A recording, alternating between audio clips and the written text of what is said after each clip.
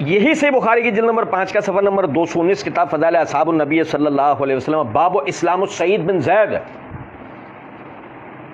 سعید بن زید کے اسلام قبول کرنے کا بیان، اس کے تحت حدیث نمبر ہے 3862۔ سعید بن زید بن عمر بن نفیل بہنوئی ہیں عمر رضی اللہ تعالیٰ عنہ کی۔ اور سنو حدیث نمبر 3862 کیا ہے؟ قیس بن ابی حازم کہتے ہیں کہ میں نے کوفے کی مسجد میں سعید بن زید بن عمر بن نفیل رضی اللہ عنہ سنا، وہ کہہ رہے تھے کہ ایک وقت تھا جب عمر رضی اللہ تعالیٰ نے اسلام لانے سے پہلے مجھے اس وجہ سے باندھ رکھا تھا کہ میں نے اسلام کیوں قبول کیا۔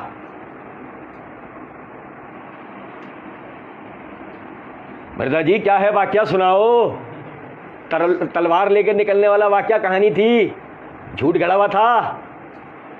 اور مرزا جی سناؤ واقعہ یہ پورا، امام بخاری نے اشارہ دے دیا ہے، امام بخاری رحمۃ اللہ علیہ نے، ہمارے پیر صاحب نے اشارہ دے دیا ہے، بتاؤ کیا تھا پورا واقعہ؟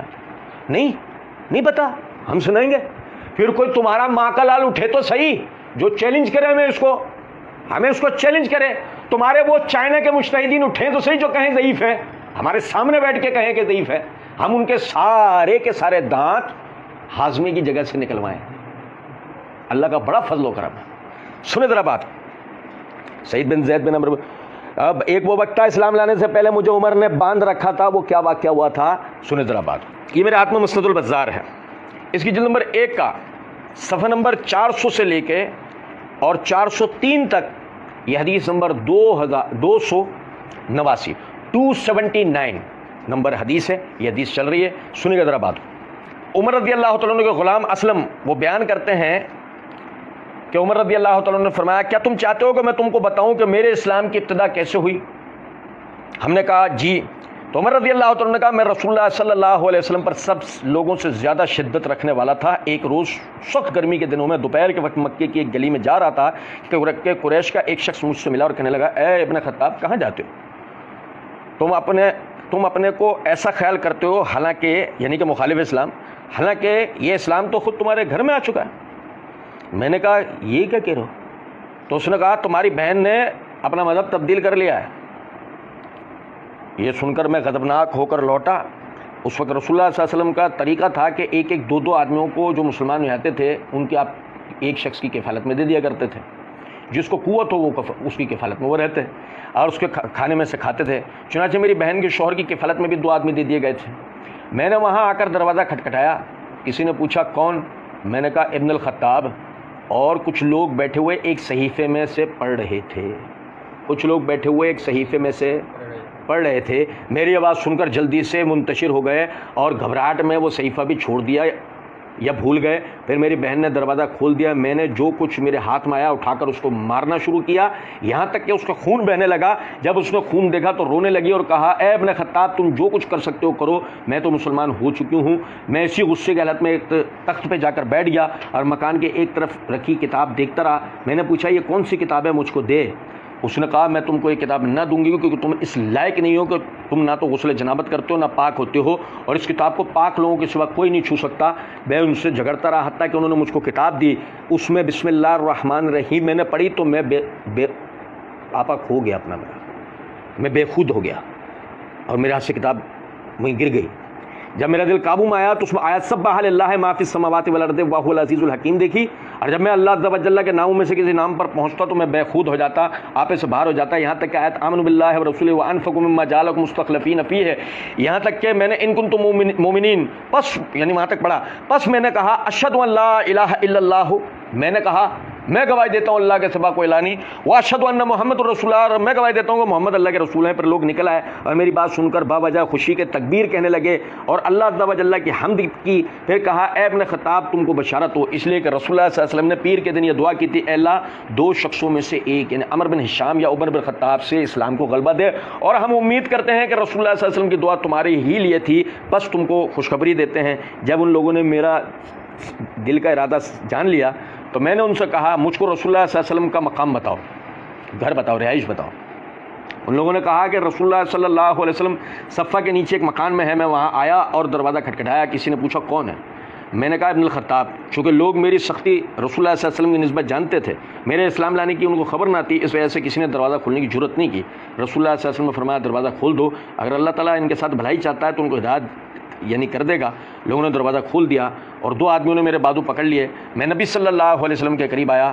نبی اکرم صلی اللہ علیہ وسلم نے فرمایا اس کو چھوڑ دو. انہوں نے مجھ کو چھوڑ دیا. میں نبی صلی اللہ علیہ وسلم کے سامنے بیٹھ گیا. نبی صلی اللہ علیہ وسلم نے میرا کرتا پکڑ کر مجھ کو اپنی طرف کھینچا اور فرمایا اے ابن خطاب اسلام قبول کرو, اے اللہ اس کو ہدایت دے. میں نے کہا میں گواہی دیتا ہوں اللہ کے سوا کوئی معبود نہیں ہے اور بے شک کہ آپ اللہ کے رسول ہیں. پھر مسلمانوں نے تکبیر کہی جو مکہ کی گلیوں میں سنائی دی گئی. حالانکہ اس سے پہلے مخفی طور پر اپنے اسلام کا اظہار کرتے تھے. اس کے بعد میں چلا آیا اور میرا یہ حال ہوا کہ میں کسی مسلمان کو کافروں کے ہاتھوں مار کھاتے نہیں دیکھنا چاہتا تھا, لیکن جب میں نے یہ دیکھا تو پھر یہی پسند کیا کہ جو یعنی پہلے میرا حال یہ تھا کہ میں کافروں کے ہاتھوں مسلمانوں کو پٹتے دیکھتا تھا. اب میں نے یہی پسند کیا کہ جو مصیبت مسلمانوں کو پہنچتی ہے وہ مجھ کو بھی پہنچے. بس میں اپنے ماموں کے پاس جو کفاروں میں سب سے یعنی کہ رئیس آدمی تھے, شریف آدمی تھے, بڑے آدمی تھے, ان کا دروازہ کھٹکھٹایا. انہوں نے پوچھا کون ہے؟ میں نے کہا ابن الخطاب. وہ میرے پاس آئے اور مجھ سے کہا میں نے ان سے کہا تم کو معلوم ہے کہ میں اسلام میں داخل ہو گیا؟ انہوں نے کہا کیا تم نے ایسا کیا ہے؟ میں نے کہا ہاں. انہوں نے کہا ایسا نہ کرو. میں نے کہا میں تو کر چکا ہوں. انہوں نے کہا نہیں ایسا نہ کرو اور مجھ کو باہر نکال کر دروازہ بند کر دیا. میں نے کہا کوئی بات نہیں. میں اور رؤسائے قریش کے پاس گیا. ایک شخص کے آیا دروازہ کھٹکھٹایا, اس سے پوچھا کون ہے؟ میں نے کہا عمر بن الخطاب. وہ میرے پاس آیا. میں نے کہا تم کو پتہ ہے میں اسلام لیا؟ اس نے کہا تم نے ایسا کیا ہے؟ میں نے کہا ہاں. اس نے کہا ایسا نہ کرو. میں نے کہا وہ تو میں کر چکا. اس نے کہا نہیں ایسا نہ کرو. وہ اٹھ کر چلا گیا اور اس نے بھی دروازہ بند کر لیا. جب میں نے دیکھا تو میں لوٹ آیا. مجھ سے ایک شخص نے کہا کیا تم مسلمان ہو جانے کا اعلان کرنا چاہتے ہو؟ میں نے کہا ہاں. اس نے کہا جب لوگ حرم کعبہ میں جمع ہو تو تم فلاں شخص کے پاس پہنچو جو راز کو چھپاتا ہی نہیں ہے. تم جاؤ اور اس کو چپکے سے اپنے مسلمان ہو جانے کہہ دو, وہ خود ہی شور مچا دے گا اور تمہارے مسلمان ہو جانے کا اعلان کر دے گا. بس جب وہ لوگ کعبے میں جمع ہوئے تو میں اس کے پاس گیا اور ان سے چپکے سے کہا کیا تم کو معلوم ہے میں مسلمان ہوں گا؟ اس نے باوازہ بلند پکارنا شروع کر دیا لوگوں آگاہ ہو جاؤ, عمر بن الخطاب اسلام میں داخل ہو گئے. بس لوگ مجھ کو مارنے لگے اور میں بھی ان کو مارنے لگا. میرے ماموں نے پوچھا یہ کون ہے؟ لوگوں نے کہا ابن الخطاب. وہ ایک پتھر پر کھڑے ہو گئے اور آستین چلا کے اشارہ کر کے کہا لوگوں میں اپنے بھانجے کو پناہ دیتا ہوں. لوگ مجھ سے الگ ہو گئے اور میں نہیں چاہتا تھا کہ کفار کے ہاتھوں سے کسی مسلمان کو مار کھاتے دیکھوں, مگر مجھے دیکھنا پڑتا تھا اور مجھے نہیں مارا جاتا تھا.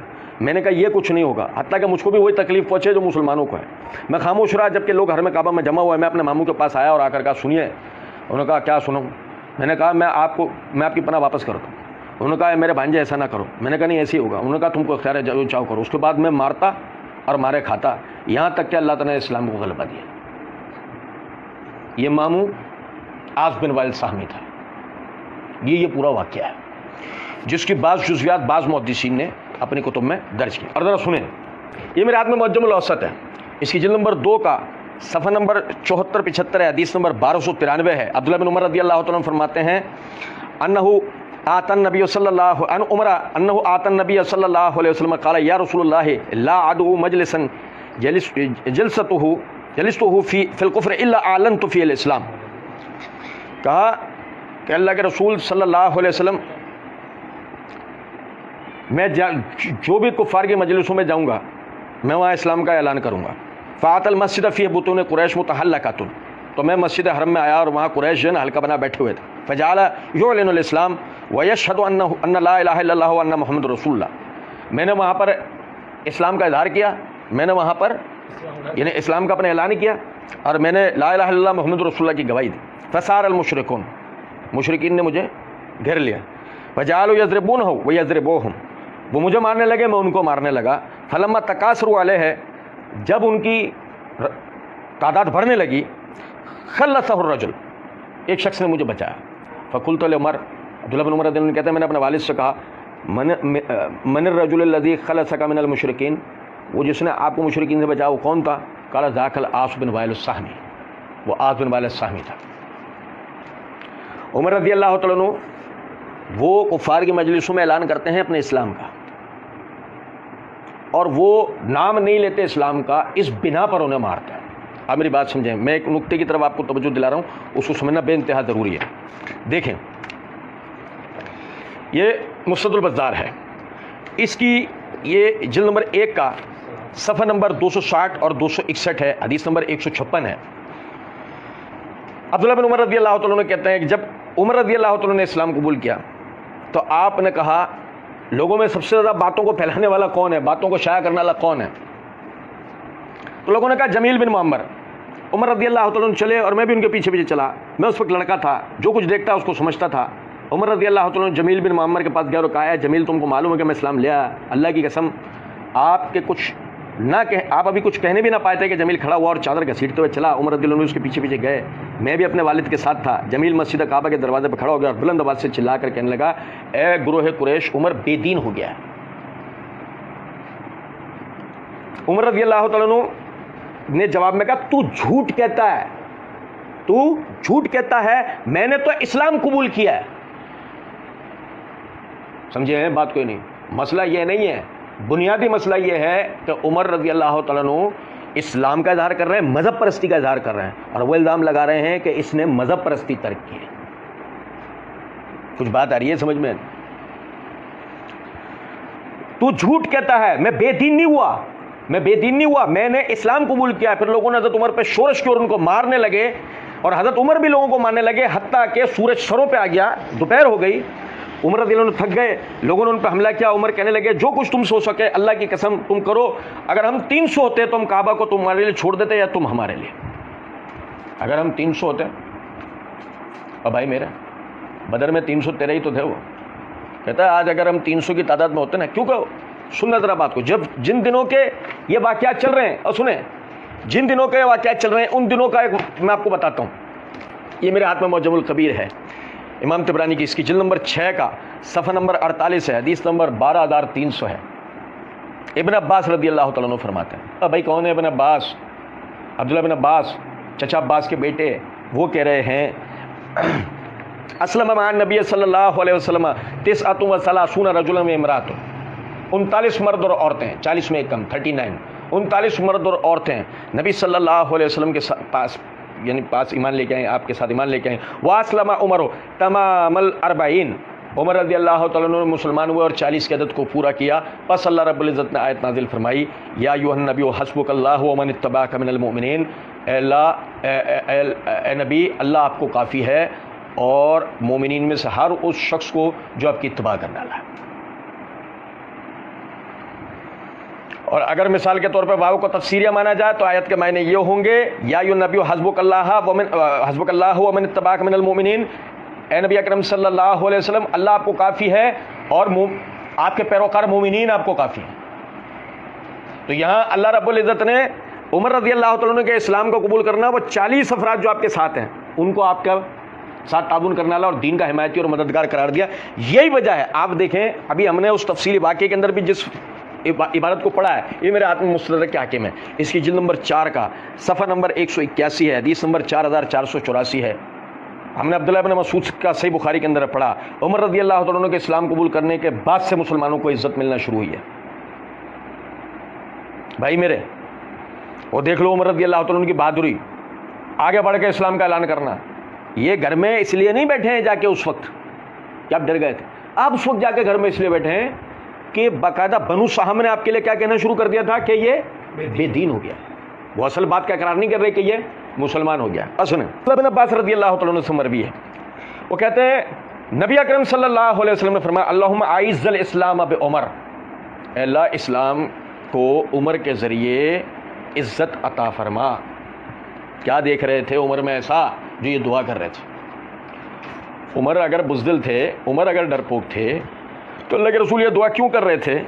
پھر اسی طرح دیکھیں صفحہ نمبر 182 حدیث نمبر 4486 عبداللہ بن مسعود رضی اللہ تعالیٰ عنہ کہتے ہیں کہ نبی صلی اللہ علیہ وسلم دعا کیا کرتے تھے اللہم اعز الاسلام بعمر بن الخطاب او بابی جہل بن ہشام فجعل اللہ دعوت رسول اللہ صلی اللہ علیہ وسلم لعمر رضی اللہ عنہ فبنى علیہ ملک الاسلام وحدم به الاوثان.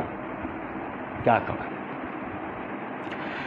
عبداللہ بن مسعود رضی اللہ عنہ کہتے ہیں نبی صلی اللہ علیہ وسلم دعا کیا کرتے تھے اے میرے اللہ اسلام کو عمر بن الخطاب کے ذریعے یا ابو جہل بن ہشام کے ذریعے سے عزت عطا فرما.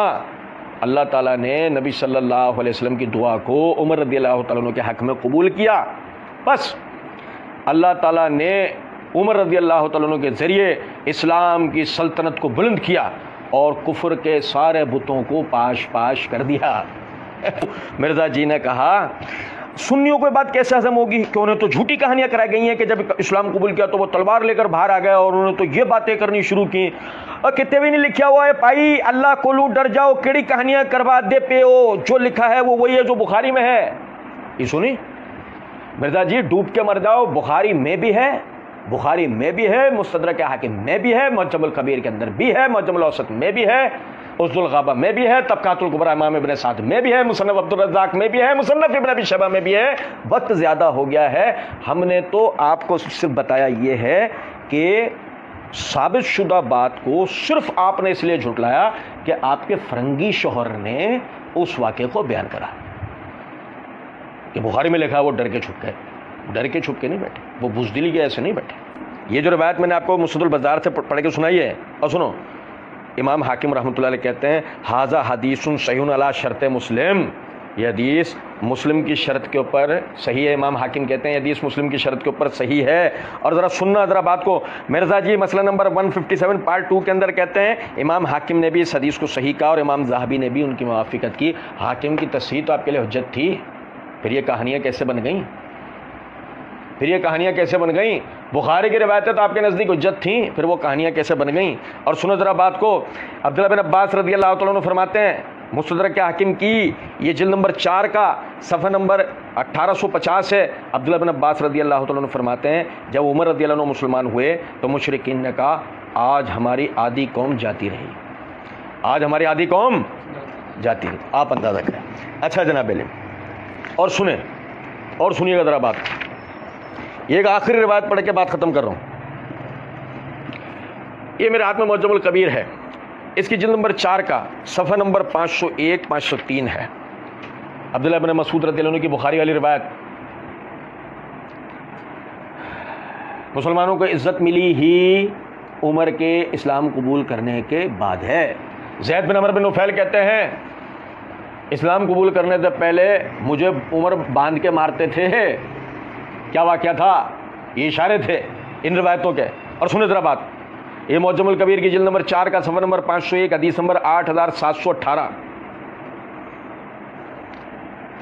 قاسم کہتے ہیں کہ عبداللہ بن مسعود رضی اللہ تعالیٰ نے فرمایا ان اسلام عمر کان فتحا، عمر کا اسلام قبول کرنا اسلام کی فتح تھی۔ وان ہجرتہ کانت نصرا، عمر کا اسلام کے لیے ہجرت کرنا اسلام کی خدمت تھی، مدد تھی۔ وان امارتہ کانت رحمتا، عمر کا خلافت رحمت تھی۔ واللہ ما استطعنا ان نصلی عند الکعبۃ ظاہرین حتی اسلم عمر، اللہ کی قسم ہم کھل کر کعبے میں نماز نہیں پڑھ سکتے تھے یہاں تک کہ عمر مسلمان ہوئے۔ اور حدیث نمبر 8732 کے اندر یہ الفاظ ہیں فلما اسلم عمر قابلهم حتى دعونا فصلینا، بس جب عمر مسلمان ہوئے تب ہم اس قابل ہوئے کہ ہم لوگوں کو دعوت دیتے اور کعبۃ اللہ میں نماز پڑھتے۔ یہ عمر رضی اللہ عنہ کی بہادری اور شجاعت تھی۔ یہ عمر رضی اللہ تعالیٰ عنہ کا مسلمان کے ساتھ مسلمانوں کی حمایت میں لڑنا تھا، آگے بڑھ کے اپنے آپ کو پیش کرنا تھا کہ مسلمان کھل کر دعوت دینے کے بھی قابل ہوئے اور کھل کر نماز پڑھنے کے بھی قابل ہوئے۔ اب یار لوگوں کو کسی کو یہ نہ آ جائے ذہن کے اندر بات کہ جی بات یہ ہے کہ جی نماز تو جو ہے وہ مدینے کے اندر فرض ہوئی، اور بھائی فصل لے ربک ونحر پڑھو، مکے میں بھی نماز پڑھی جاتی تھی، با جماعت نماز مدینے میں فرض ہوئی ہے، نماز تو مکے میں بھی فرض تھی، با جماعت مدینے میں فرض ہوئی۔ آخری چائنا کے مجتہدین کے لیے ایک اور چیز بیان کر دیتا ہوں، جو روایت مسند البزار کے حوالے سے میں نے عبداللہ بن عمر رضی اللہ عنہ کی پڑھی، جس میں یہ الفاظ ہیں کہ میں نے اسلام قبول کیا، میں بے دین نہیں ہوں۔ ہو سکتا ہے کسی کو وہاں پر خیال آئے کہ محمد بن اسحاق رحمۃ اللہ علیہ کی تدلیس ہے، اس میں وہ سیغہ ان سے بیان کر رہے ہیں۔ یہ میرے ہاتھ میں صحیح بن حبان ہے، صحیح بن حبان ہمارے پاس ایک جلد والی اس کی کتاب التاریخ کے اندر صفحہ نمبر 1188 ہے، 1188۔ امام ابن حبان نے باب قائم کیا ذکر و وصف اسلام عمر رضی اللہ تعالیٰ عنہ وقت فعلا، اس کے تحت حدیث نمبر 6840۔ اخبرنا عبداللہ بن محمد الازدی حدثنا اسحاق بن ابراہیم اخبرنا وہب بن جریر حدثنا ابی قال سمعت محمد بن اسحاق یقول حدثنا نافع عن ابن عمر۔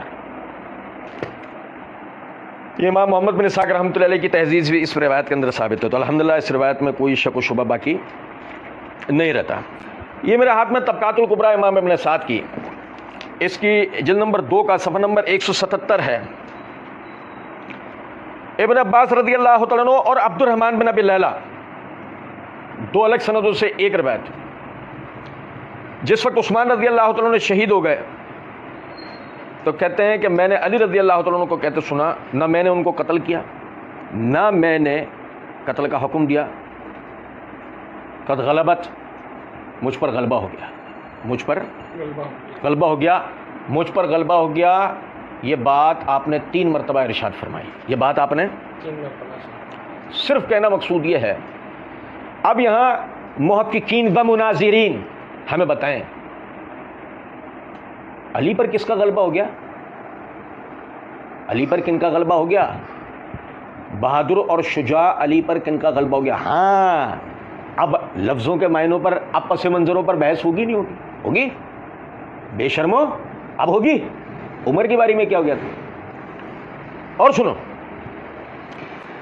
یہ میرے ہاتھ میں مستدرک حاکم ہے، اس کی جلد نمبر 4 کا صفحہ نمبر 215 ہے، حدیث نمبر 4556 ہے۔ کیس بن عباد کہتے ہیں میں نے علی رضی اللہ تعالیٰ عنہ کو جمل کے دن دیکھا، وہ کہہ رہے تھے اے اللہ میں عثمان کے خون سے برات کا اعلان کرتا ہوں، وَلَقَدْ طَاشَ عَقْلِي یوم قُتِلَ عثمان، میری عقل جاتی رہی تھی عثمان کے قتل والے دن، عثمان رضی اللہ عنہ کی شہادت والے دن میری عقل جاتی رہی تھی۔ پوچھنا گوارا کر رہے ہیں، جواب دینا گوارا کریں گے؟ عقل جاتی رہی کے معنی کیا ہیں؟ عقل جاتی رہی کے معنی کیا ہیں؟ اور سنو ذرا بات کو سن لو، بات کو سمجھ لو کہ باقاعدہ اگر ہمیں مجبور کیا گیا تو اس حوالے سے اتنی روایتیں آپ کو بیان کر دیں گے کہ جمل اور صفین کے معاملات کو لے کر علی رضی اللہ تعالیٰ عنہ کی کلمات کیا تھے۔ سمجھدار کے لیے اشارہ کافی ہوتا ہے، اور اشارہ دینا مقصود یہ ہے اگر خائفن کا معنی بزدلی والا ڈرتا تو غلبت کے معنی کیا ہوں گے؟ اگر یہاں لفظ کے معنوں پر بحث ہوگی، پس منظروں پر بحث ہوگی، تو یہی ہماری دعوت فکر ہر سلیم الفطرت آدمی کے لیے ہے، ہر صحابی کے معاملے میں یہی طریقہ کار ہونا چاہیے۔ وہ جو عمر رضی اللہ تعالیٰ عنہ نے کہا ہے نا کہ جی وہ جو سنی گا ذرا بات کو، مرزا جی نے کہا ہے نا کہ، اور یہ بھی نہیں ہونا چاہیے کہ ایک شخص میں وہ کوالٹی موجود نہیں، آپ دھکے سے ثابت کرنے کی کوشش کریں۔ ہم دھکے سے ثابت نہیں کرتے، اور نہیں ہم یہ کہتے ہیں کہ آپ دھکے سے قبول کریں، لیکن ہم کہتے ہیں کہ الزام مت لگایا کریں، جس میں جو کوالٹی ہے اس کا اظہار کیا کریں۔ آپ کے اتنی علمی صلاحیت و استعداد نہیں ہے، یہ آپ کا میدان نہیں ہے، تو اس کے اوپر بات مت کیا کریں۔ سلف نے مشاجرات صحابہ پر خاموشی کا آپ جیسوں کو ہی کہا تھا۔ اللہ کا بہت فضل و کرم۔